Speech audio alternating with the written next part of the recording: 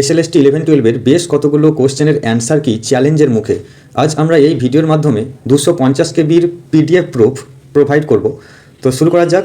দেখো, এই guide to SLST, এই খাতুয়া খাতুয়া নামক এই বইটা একটা অথেন্টিক বই, যেখানে আমরা ওয়াইল্ড সাউন্ডস অ্যাট কুলি থেকে যে কোশ্চেনের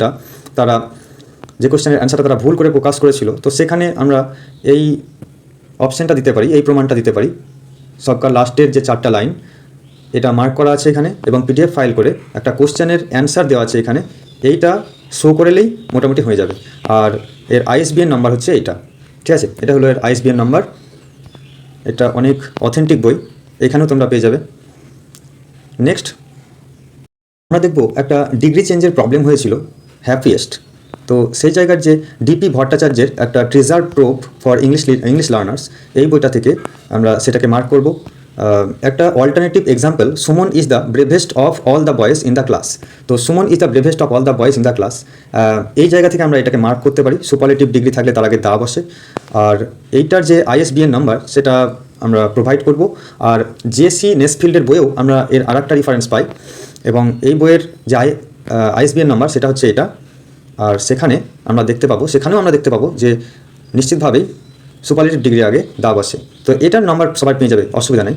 এরপরে আমরা একই review to guide to SLST বইয়ের খাতুয়া বইয়ের আমরা আরও একটা অল্টারনেটিভ এই প্রশ্নের পেয়ে যাব, যে লাভ রিলেটেড একটা কোশ্চেন এসেছিল, যে if the reported speech expresses universal truth or a habitual fact it remains unchanged. Nelson চেঞ্জের ক্ষেত্রে সান রোজ ইন দ্য ইস্ট, এটা যে অ্যান্সারটা দিয়েছিল সেই অ্যান্সারটা কিন্তু ওদের ভুল হয়েছে। এটাও সবাই নাম্বার পেয়ে যাবে। তো চ্যালেঞ্জ মোটামুটি কিছু জনকে করলেই হবে আর কি, সবাইকে করার দরকার না এটা। Mother set children love playing his টয়েলস।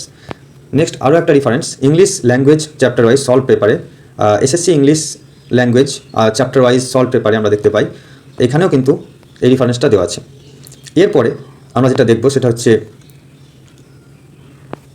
এইখানে যে আইএসবিএন নাম্বার দেওয়া আছে, সেই আইএসবিএন নাম্বার শো করে তোমাদেরকে লিখতে হবে। The father said the sun rises in the east, the father said the sun rises in the east, universal truth হলে অবশ্যই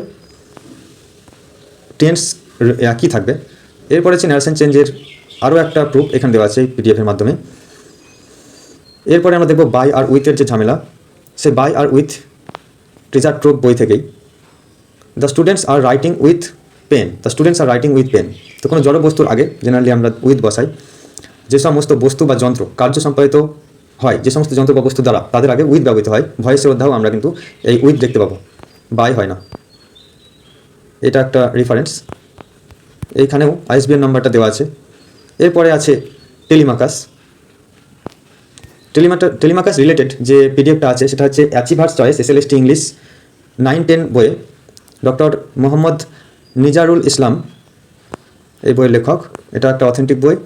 এখানে টেক্সচুয়াল যে রেফারেন্স, সেই রেফারেন্সটা আমরা দিতে পারি। এর সঙ্গে সঙ্গে আমরা গাইড বুক একটা দিতে পারি। মোটামুটি যাদের ইচ্ছা তারা চ্যালেঞ্জ থ্রু করে দেবে, ঠিক আছে? কোনো অসুবিধা নেই। আর আমরা এই ক্লাসের মাধ্যমে হিস্ট্রি অফ ইংলিশ লিটারেচার এটা কিন্তু শেষ করব, ঠিক আছে, ইউটিউব চ্যানেলের মাধ্যমে। তো হিস্ট্রি অফ ইংলিশ লিটারেচার এটা ইন্টারভিউয়ের জন্য এবং পরবর্তী যে কোনো এক্সামের জন্য, বিপিএসসি বলো, যে কোনো বড় বড় টেট এক্সামের জন্য এটা অবশ্যইভাবে জ্ঞান রাখা দরকার। সুতরাং তোমরা এই চ্যানেলটাকে সাবস্ক্রাইব করে পাশে থেকো, এবং প্রত্যেকটা ভিডিও যেটা আসতে চলেছে সেগুলো একটু লক্ষ্য রাখিও।